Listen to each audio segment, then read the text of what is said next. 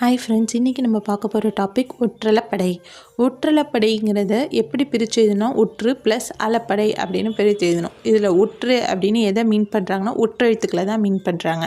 ஒற்றெழுத்துக்கள் என்னென்னா மெய்யெழுத்துக்களையும் ஆயுத எழுத்துக்களையும் தான் ஒற்றெழுத்துக்கள். இது ஏன் அளவெடுக்குது அப்படின்னா செய்யுளில் ஓசை குறையிறப்ப அதை நிறைவு செய்வதற்காக அந்த மெய்யெழுத்துக்கள் நீண்டு ஒலிக்குது. ஓகேவா? இப்போ அது என்னென்ன எழுத்துக்கள்னு பார்ப்போம். இங்கு, இஞ்சு, இன்னு, இன்னு, இம்மு, இன்னு, இவ்வு, ஈ, இல்.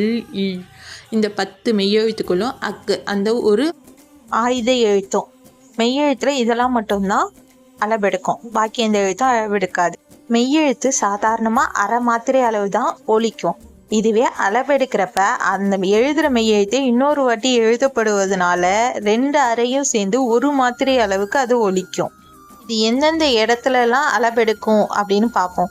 இது ஒரு குறில் எழுத்து முன்னாடி இருந்து அடுத்தது அளவெடுக்கும், இல்லைன்னா 2 குறில் எழுத்து இருந்து அடுத்தது அளவெடுக்கும். இது சொல்லின் இறுதியிலையும் இடையிலையும் மட்டும்தான் அளவெடுக்கும். பெரும்பாலும் இது எங்க யூஸ் பண்ணுவாங்கன்னா செய்யுள்ல மட்டும்தான் யூஸ் பண்ணுவாங்க, ஓசையை சரி செய்யறதுக்காக. அதுக்கு சில எடுத்துக்காட்டுகள் பார்ப்போம். கழங்கு எஃகிலங்கிய மண் வணங்கினான். ஓகேவா? இதெல்லாம் தான் இதில் ஒரே எழுத்து திரும்ப திரும்ப வருது பாருங்க.